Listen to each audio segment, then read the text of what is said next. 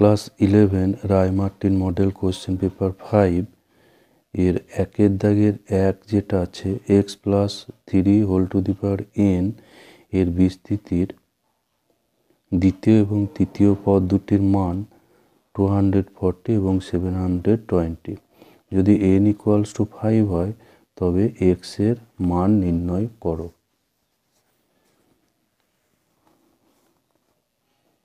তো এখানে যেটা দেওয়া আছে x plus 3 whole to the power n,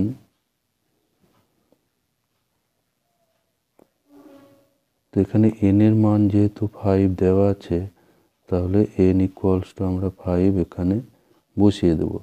তো এর বিস্তৃতির দ্বিতীয় এবং তৃতীয় পদ দুটির মান দেওয়া আছে, তাহলে এটাকে বিস্তৃত করলে x to the power 5 plus 5c1 x to the power 4 into 3 plus 5c2 x cube into 3 square plus এভাবে আপ টু 3 টু দি পাওয়ার 5 পর্যন্ত হবে।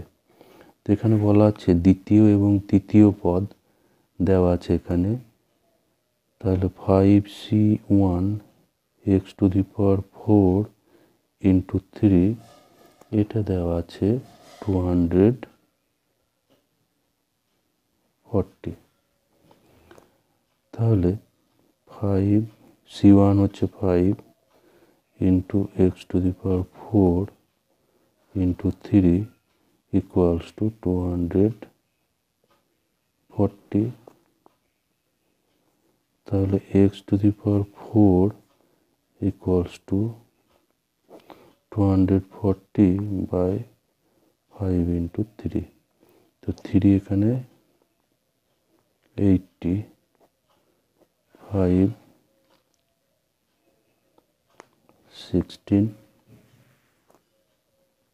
তাহলে x টু দি পাওয়ার 4 এটা ইকুয়ালস টু হবে 16। তাহলে x এটা equals to 2 two the power 4, তাহলে x equals to পাওয়া যাবে 2। এখানে এই দ্বিতীয় পদ দিয়ে x এর মানটা বেরিয়ে গেল, এখানে তৃতীয় পদটা কোনো প্রয়োজন হয়নি। এরপর একের অথবা অংশে যেটা আছে 1 plus x whole to the power m into 1 plus 1 by x whole to the power n এর বিস্তৃতির x বর্জিত পদটি নির্ণয় করো। তো এর অথবা অংশ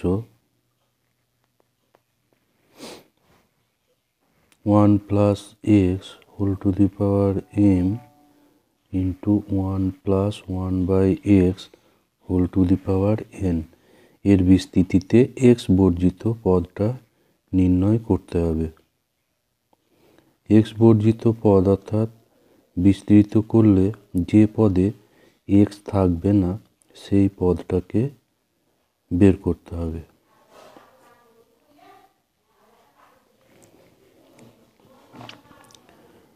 তো উপরের এই দুটো গুণ করলে পাওয়া যাবে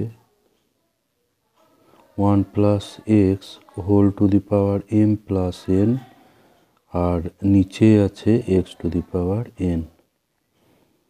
তাহলে 1 by x to the power nটাকে রেখে আমরা 1 plus x whole to the power m plus n এটাকে বিস্তৃত করব। এটাকে বিস্তৃত করলে এভাবে আসবে 1 plus m plus n c1 x plus m plus n c2 x square. এভাবে এক সময় আমরা পাবো এখানে যেহেতু x to the power n দিয়ে ভাগ হচ্ছে, তাহলে এই বিস্তৃতির মধ্যে যে পদটাতে x to the power n থাকবে সেই পদটাই হবে x বর্জিত পদ।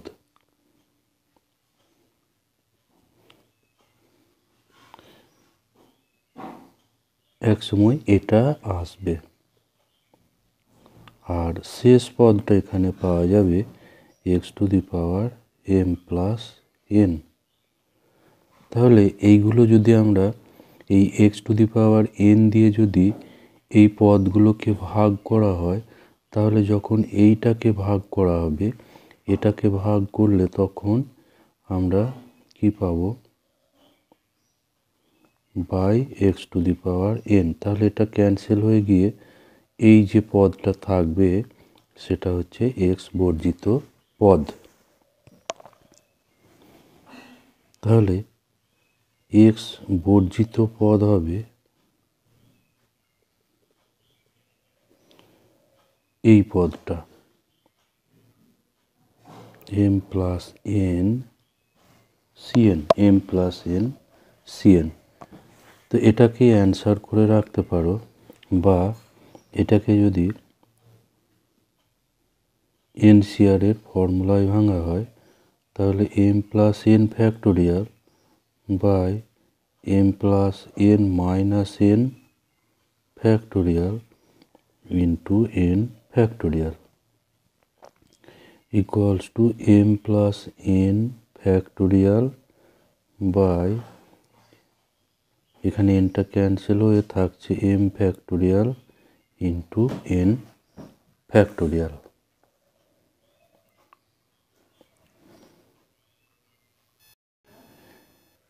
দুইয়ের দাগের দেওয়া আছে, এটা যদি A1 A2 A3 এভাবে A24 সমান্তর প্রগতিতে থাকে এবং A1 plus A5 plus A10 plus A15 plus A20 plus A24 equals to 225 হয়, তবে প্রগতিটির প্রথম 24টি পদের সমষ্টি নির্ণয় করো। তো এখানে দেওয়া আছে যে A1 A2 A3 এভাবে A24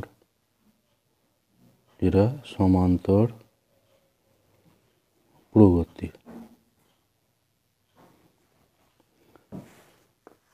এরা আছে সমান্তর প্রগতিতে। তাহলে ধরি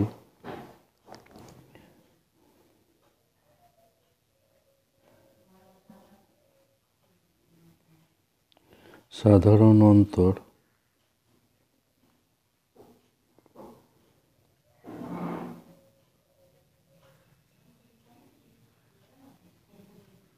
সমান d।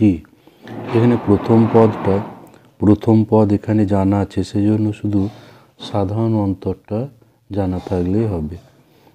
তো এখানে দেওয়া আছে আবার যে A1 plus A5 plus A10 plus A15 plus A24 plus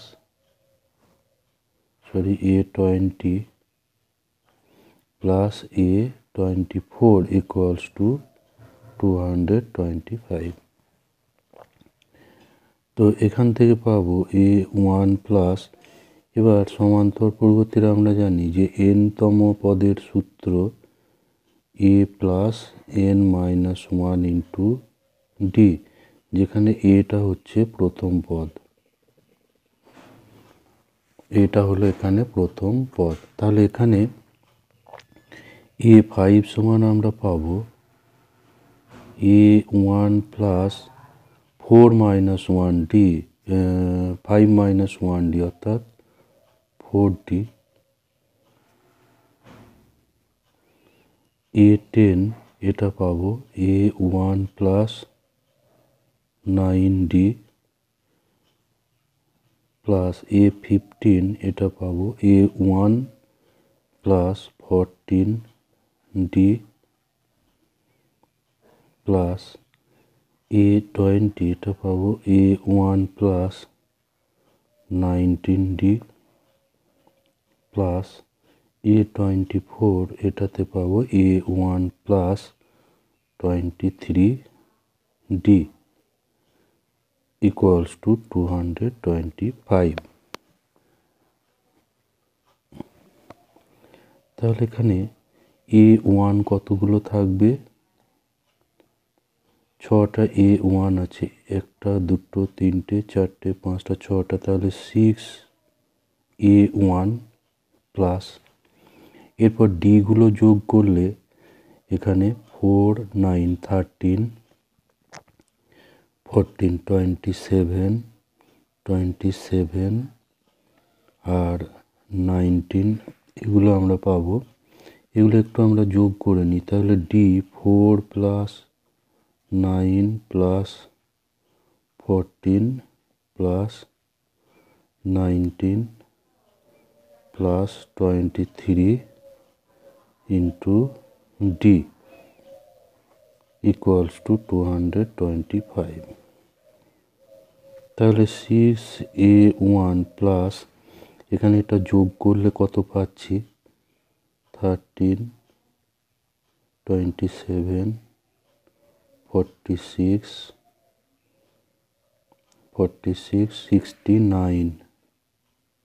69D equals to 225।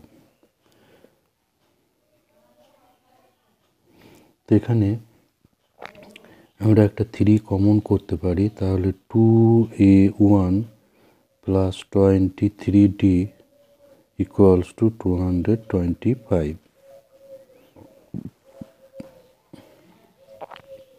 তাহলে 2A1 plus 23D equals to 225/3। এটা ভাগ করে পাচ্ছি 75। তাহলে এখানে আমার বের করতে হবে যে প্রথম 24টি পদের সমষ্টি। তাহলে প্রথম 24টি পদের সমষ্টি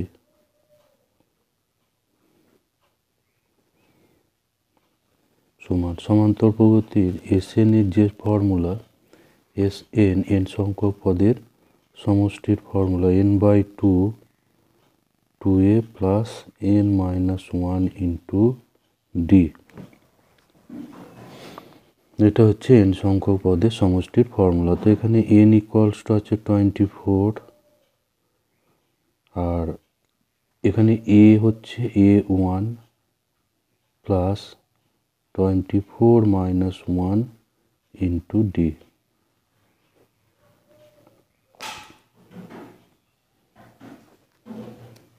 equals to 12 into 2A1 plus 23D। তো এই যে মান এটা এখানে বের করা আছে 75। তাহলে এখানে 75টা বসিয়ে দেব, 12 into 75, যেটা গুণ করলে পাচ্ছি 6900। তো এটা হচ্ছে এর আনসার।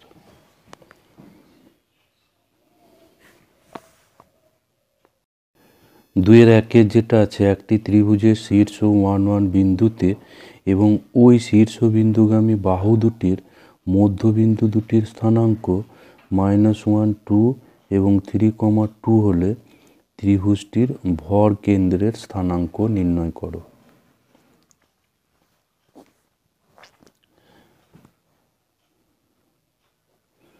এখানে দেওয়া আছে যে একটা ত্রিভুজ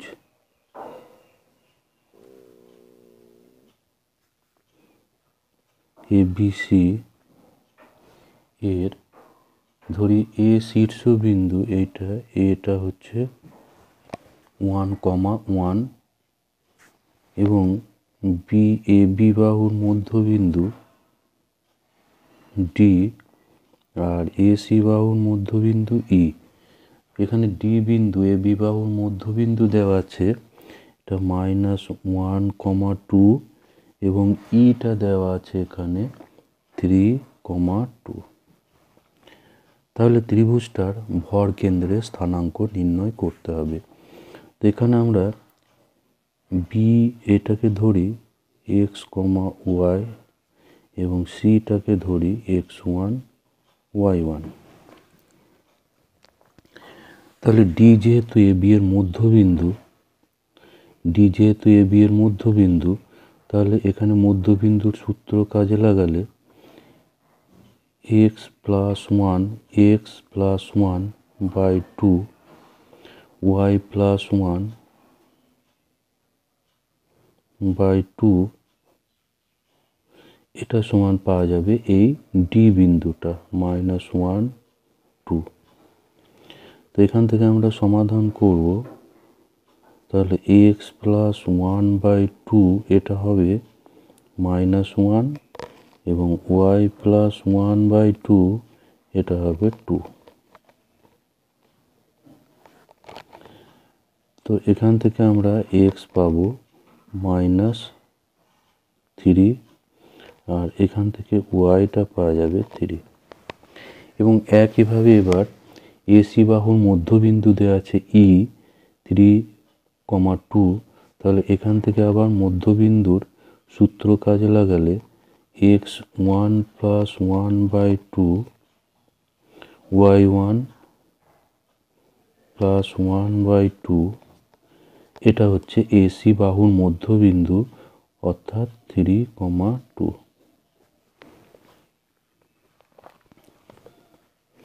তো এখান থেকে এবার সমাধান করলে x1 y1 পাওয়া যাবে, এটা হবে 3, y1 plus one by two এটা হবে 2।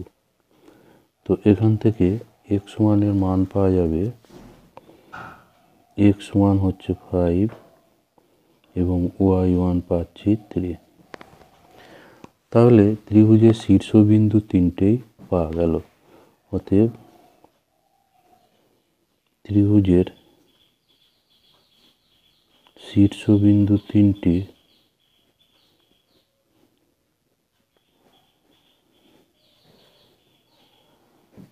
হলো 1,1 একটা, আরেকটা পেলাম যেটা xy ধরা ছিল -3,3, আর একটা পাচ্ছি 5,3। এবার ত্রিভুজের ভর কেন্দ্র, অর্থাৎ ত্রিভুজের ভর কেন্দ্র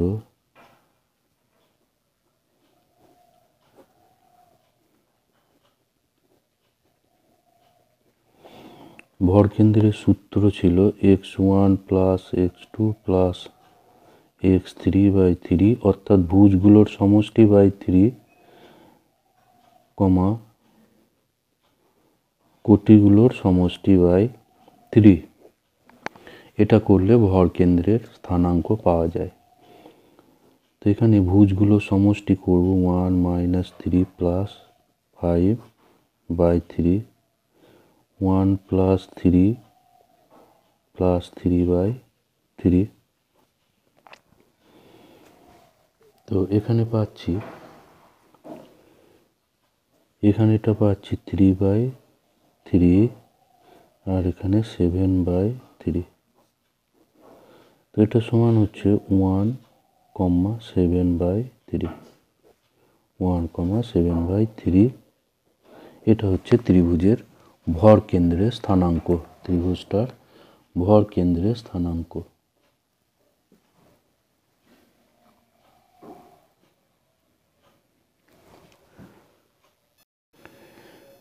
দুইয়ের দাগের যেটা আছে, একটি সমবাহু ত্রিভুজের অন্তবৃত্তের সমীকরণ x² plus y² plus 2x minus 4y minus 8 হলে ত্রিভুজটির ক্ষেত্রফল নির্ণয় করো। এটা ত্রিভুজের অন্তবৃত্তের সমীকরণ দেওয়া আছে, তাহলে ত্রিভুজটির ক্ষেত্রফল নির্ণয় করতে হবে। তাহলে বৃত্তটার অন্তবৃত্তটার যে সমীকরণ 2x minus 4y minus 8 equals two 0, তো এটাকে আমরা x² plus y² plus 2gx plus 2fy plus c equals to 0, এটা যে বৃত্তের সমীকরণ সাধারণ আকার, তার সঙ্গে তুলনা করলে পাবো 2g ইকুয়ালস টু 2 এবং 2f ইকুয়ালস টু -4 এবং c ইকুয়ালস টু -8।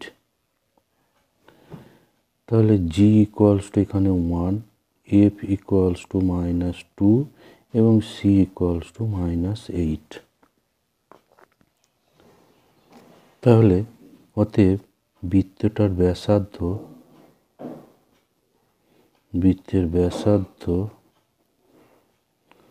সমান root G square plus F square minus C equals to 1 square 2 square plus 8 equals to root 13। তাহলে বৃত্তটার ব্যাসার্ধ হলো রুট 13। তাহলে এবার ত্রিভুজটার ক্ষেত্রফল আমরা নির্ণয় করব, সমবাহু ত্রিভুজটার ক্ষেত্রফল আমরা নির্ণয় করব। তো এখানে যদি আমরা সমবাহু ত্রিভুজটা একটু আঁকি তাহলে পাবো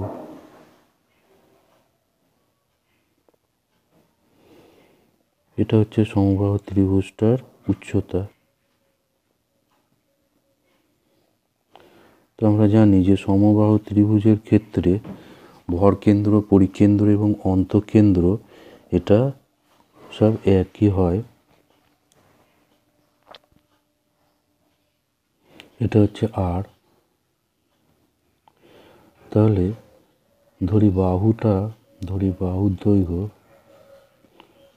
বাহু সমান হচ্ছে একক। তাহলে সমবাহু ত্রিভুজের উচ্চতা এডি, যেটা এডি ইকুয়ালস টু √3/2 ইন্টু বাহু একক। এবার কেন্দ্রটা যদি আমরা ও ধরি তাহলে ওডি এটা হবে ভরকেন্দ্র মধ্যমাকে 2:1 অনুপাতে ভাগ করে, তাহলে ওডি সমান হবে 1/3 এডি ইকুয়ালস টু 1/3 ইন্টু √3/2 একক।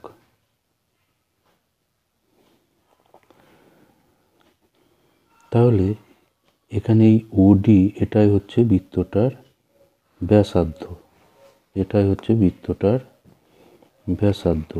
তাহলে এই √3/6 এটা হবে বৃত্তের ব্যাসার্ধ অর্থাৎ √13। তো এখান থেকে আমরা এর মানটা পাবো এ সমান 6√13/√3। তো এরপর ত্রিভুজের ত্রিভুজের বাহু পাওয়া গেল এ ইকুয়ালস টু 6√13/√3। তাহলে ত্রিভুজটার ক্ষেত্রফল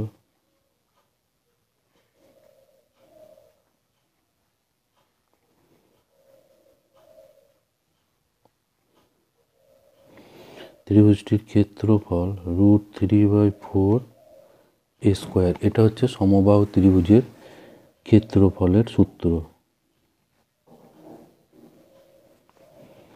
ইকুয়ালস টু √3/4 এ স্কোয়ার অর্থাৎ এটার স্কোয়ার, তাহলে 6√13/√3 স্কোয়ার বর্গ একক।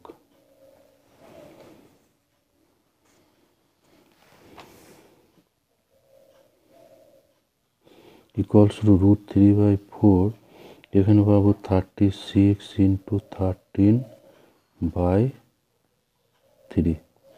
এখানে এটা কাটাকুটি হবে 12 4 3 ইকুয়ালস টু 39√3 বর্গ একক।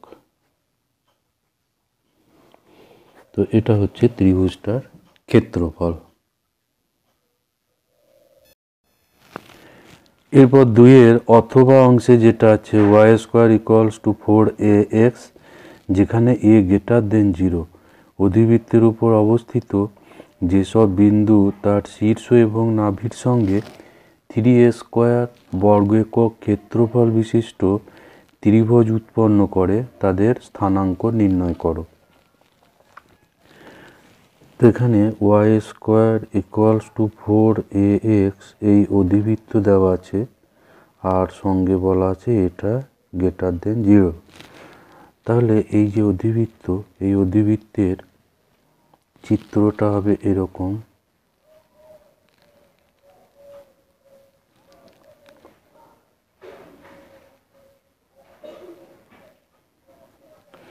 তো এটা হচ্ছে অধিবৃত্তের শীর্ষ, এখানে নিয়ামক থাকবে। তো এই শীর্ষের উপর, এই অধিবৃত্তের উপর একটা বিন্দু মনে করি পি। তো এখানে পিটাকে আমরা প্যারামেট্রিক আকারে ধরব।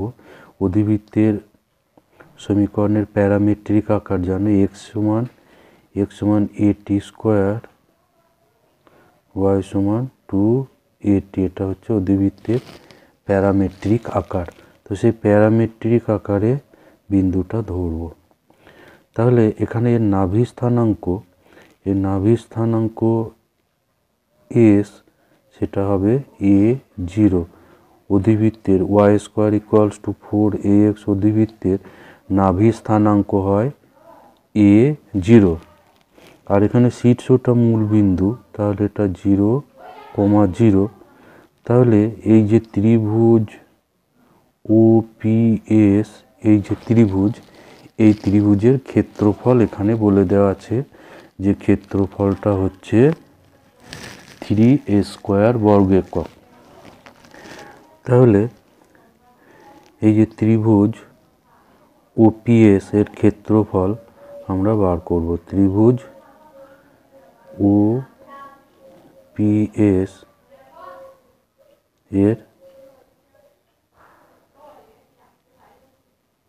এর ক্ষেত্রফল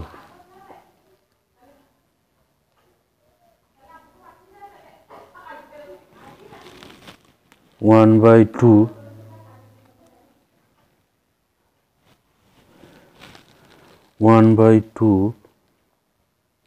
মডুলাস।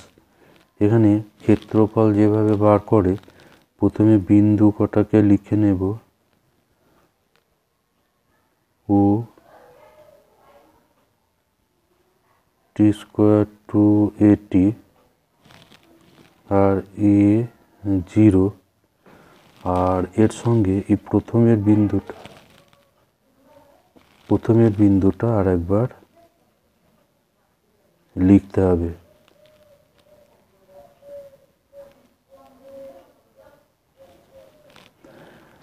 তো ক্ষেত্রফল প্রথমে এইগুলো ক্রস করে গুণ করব।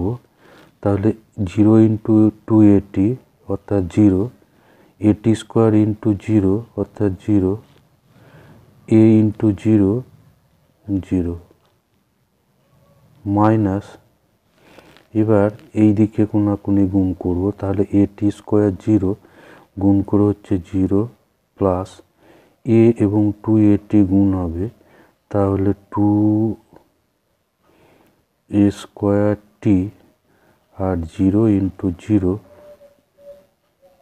0। তাহলে ক্ষেত্রফল এত বর্গ একক হবে, তো বর্গ একক সমান 1/2 মডুলাস, এটা 0 আর এখানে হচ্ছে -2a স্কোয়ার t বর্গ একক।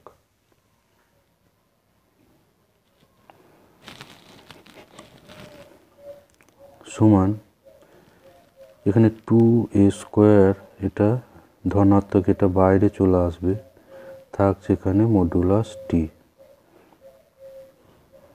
সমান a square into modulus t। তাহলে এবার ত্রিভুজটার ক্ষেত্রফল দেওয়া আছে 3a স্কোয়ার, তাহলে এইটা সমান হবে 3a স্কোয়ার। এখানে a স্কোয়ারটা ক্যান্সেল হবে, ফলে t ইকুয়ালস টু হবে মডুলাস t ইকুয়ালস টু 3, তাহলে t equals to plus or minus 3। তাহলে টি সমান 3 হলে পি বিন্দু, যেটা পি বিন্দু এ টি স্কোয়ার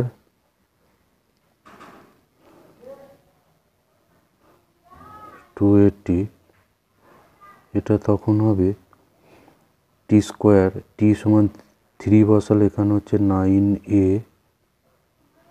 আর এখানে টি সমান 3 বসালে হবে 6a, আর টি সমান -3 হলে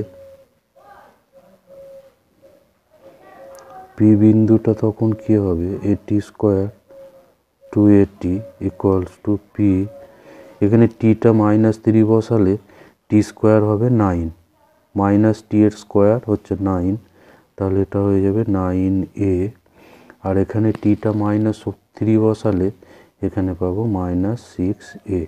তাহলে এই দুটো হবে অ্যান্সার।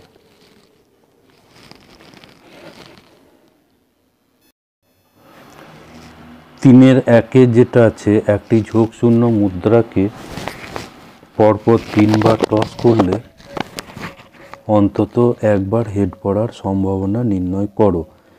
একটা ঝোঁকশূন্য মুদ্রাকে পরপর 3 বার টস করা হচ্ছে, তাহলে অন্তত পক্ষে একবার হেড পড়ার সম্ভাবনা নির্ণয় করতে হবে। তো একটা মুদ্রাকে পরপর 3 বার টস করলে তার যে নমুনা দেশ হয় এস, তো সেটা এখানে বের করা আছে। প্রথমে 3 বারই এইচ পড়তে পারে, 3 বারই হেড পড়তে পারে, অথবা প্রথমবার হেড, দ্বিতীয়বার হেড এবং তৃতীয়বারে টেল পড়তে পারে। তারপর প্রথমবার প্রথমের এইচটাকে ফিক্সড রেখে এই দুটোকে পরের দুটোকে চেঞ্জ করলে এই 4টে পাওয়া যাবে। প্রথমে এইচকে ফিক্সড রেখে এইচ, তারপরে এইচ টি, তারপর টিএইচ, তারপর টিটি। এরপর টিকে প্রথমে ফিক্সড করলে টিটি, তারপর টিএইচ, তারপরে টিএইচের উল্টো এইচটি এবং দুটো এইচ, এভাবে 8টা বিন্দু এখানে আসবে। তাহলে নমুনা দেশে এখানে মোট বিন্দু পাওয়া যাবে 8। তাহলে এ সমান, এ ঘটনা আমরা ধরি যে অন্ততপক্ষে এ সমান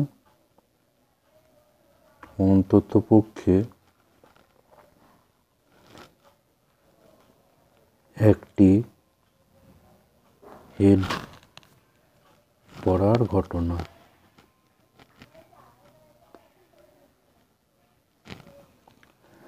তাহলে অন্ততপক্ষে একটা হেড আছে এরকম বিন্দু সংখ্যা এখানে দেখা যাচ্ছে। এই তিনটে টি এইটা বাদ দিয়ে প্রত্যেকটাতেই কম করে একটা করে এইচ আছে। তাহলে এর নমুনা, এটা এ ঘটনার পক্ষে যে বিন্দু সেগুলো হচ্ছে এইগুলো।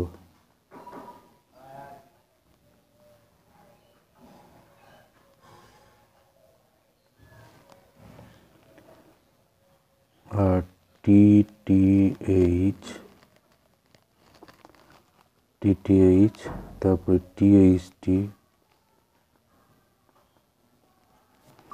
আর টিএইচএইচ।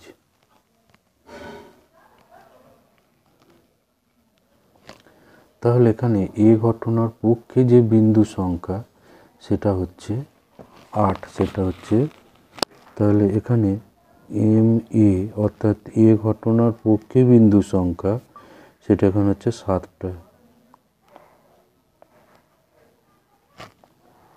তাহলে প্রবাবিলিটি এ পি এ, এটা সমান আমরা জানি যে M A by N S.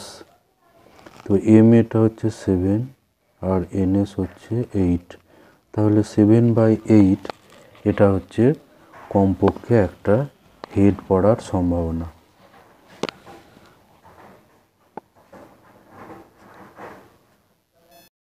এরপর 3-এর অথবা অংশে যেটা আছে PA = 2/3, PB = 1/2 এবং PA ইন্টারসেকশন B = 1/6 হয়, তবে পি এ ইউনিয়ন বি এবং P A intersection B complement এর মান নির্ণয় করো। তাহলে এখানে দেওয়া আছে পি এ সমান দেওয়া আছে 2/3,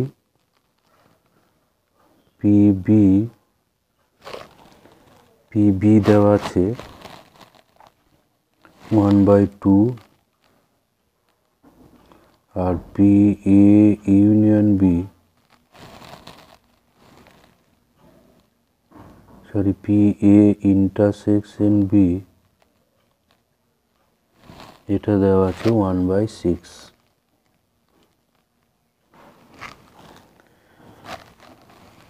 তাহলে P A union B equals to এর সূত্র হচ্ছে P A plus PB minus P A intersection B.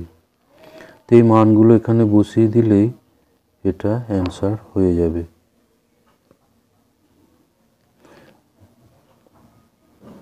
এটা 6 লসাগু,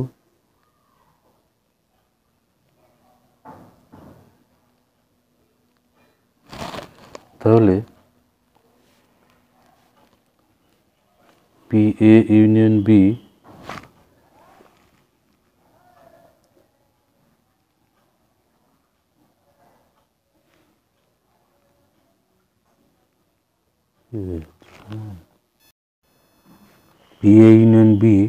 এটা পাওয়া গেল, এটা হচ্ছে 6/6 হচ্ছে 1।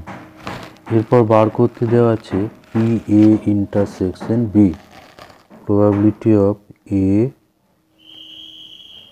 Intersection B complement. তো এটার ডাইরেক্ট ফর্মুলাও আছে, তবে এখান থেকে আমরা বার করে নিতে পারি।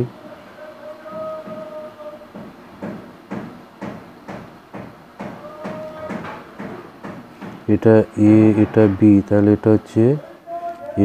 এটা হচ্ছে এ মাইনাস বি, বা এ মাইনাস বি এর অর্থ হচ্ছে এ ইন্টারসেকশন বি কমপ্লিমেন্ট, আর এটা হচ্ছে এ ইন্টারসেকশন বি, এটা হলো বি মাইনাস এ।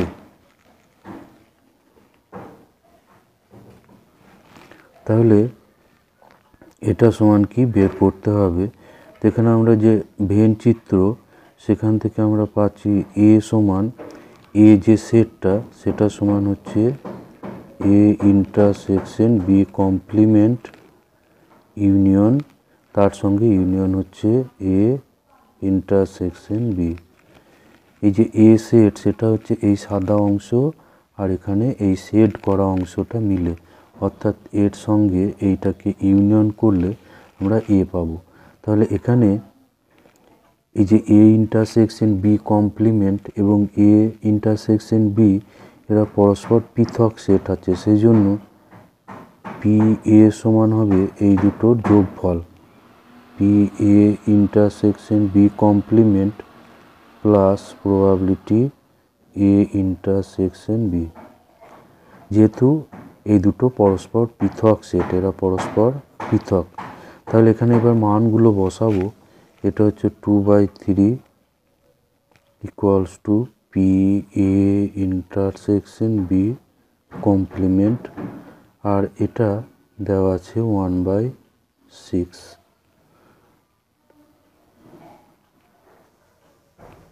তাহলে probability A intersection B complement এটা পাওয়া যাবে 2/3 মাইনাস 1/6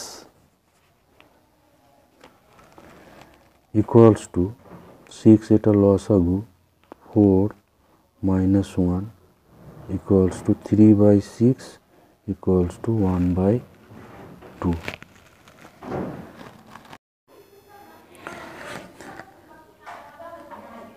তিনের দাগে যেটা আছে, একটি বাক্সে 7টি লাল ও 5টি সাদা বল আছে। বাক্স থেকে যথেচ্ছভাবে 4টি বল তোলা হয়। 2টি বল লাল ও 2টি বল সাদা হওয়ার সম্ভাবনা নির্ণয় করো।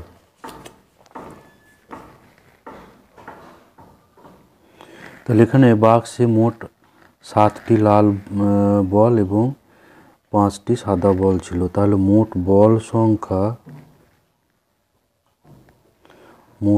সংখ্যা সমান 7 + 5 = 12। 12টি বল থেকে 4টি বল নির্বাচন করতে হবে। 4টি বল নির্বাচন করা যায় 12C4 প্রকারে।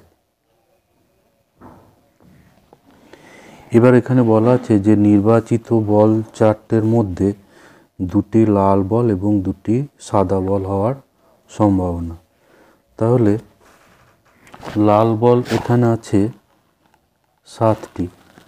তাহলে এখানে NS যেটা অর্থাৎ নমুনা দেশে মোট বিন্দু সংখ্যা সেটা হলো 12C4। এবার A সমান 2টি লাল বল,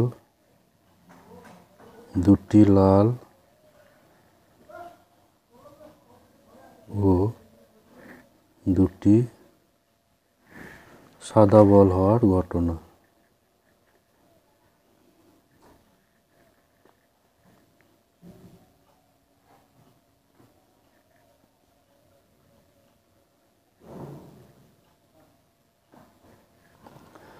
তাহলে এখানে নমুনা দেশে মোট বিন্দু MA যেটা হবে,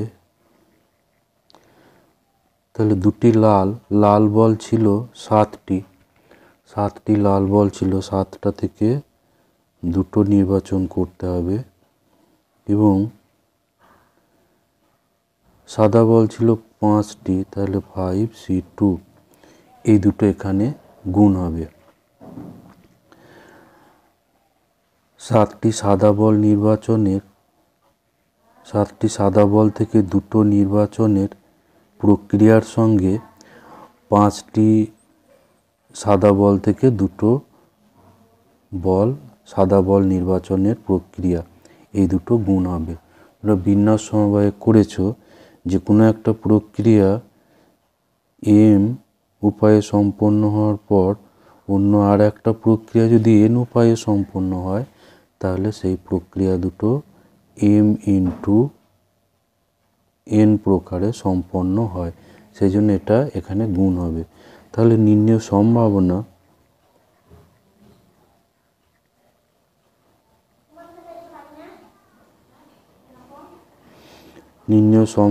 সমান MA/NS, এটা হচ্ছে সম্ভাবনার সূত্র। তো এখানে আমরা এই মানগুলো বসাবো 7C2 × 5C2 / 12C4। তো এই মানটা বার করলেই এখানে অ্যান্সার হবে। তো 7C2 এটা হচ্ছে 7 × 6/2 আর 5C2 এটা হবে 5 × 4/2, অর্থাৎ এগুলো 2 ফ্যাক্টোরিয়াল, অ্যাকচুয়ালি 2 ফ্যাক্টোরিয়াল। আর 12C4 অর্থাৎ 12 থেকে শুরু করে এখানে পরপর 4টে উৎপাদক থাকবে আর নিচেই হবে 4 ফ্যাক্টোরিয়াল। তাহলে উপরে এখানে এটা পাবো 7 × 6/2, 7 × 6, এখানে 5 × 4/2 ×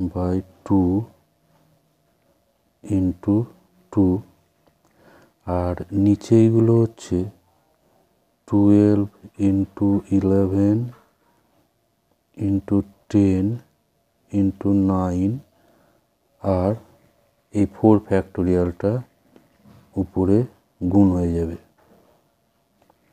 বা এগুলো তোমরা ক্যালকুলেটরে মানগুলো বসিয়ে বার করে নিয়ে বসিয়ে দিতে পারো। তো এখানে এটা ক্যান্সেল হবে 2 3, আর এখানে 2 আর এখানে 4, এটা কাটাকুটি হবে। তাহলে উপরে থাকছে 3 ইন্টু 5 ইন্টু 2 আর 4 ফ্যাক্টোরিয়াল, এটা হচ্ছে 24 বাই,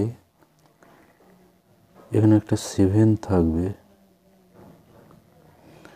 তাহলে নিচে থাকছে 12 ইন্টু 11 ইন্টু 10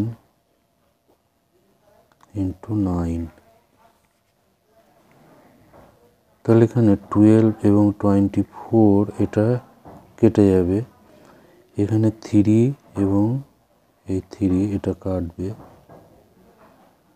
আর 2 5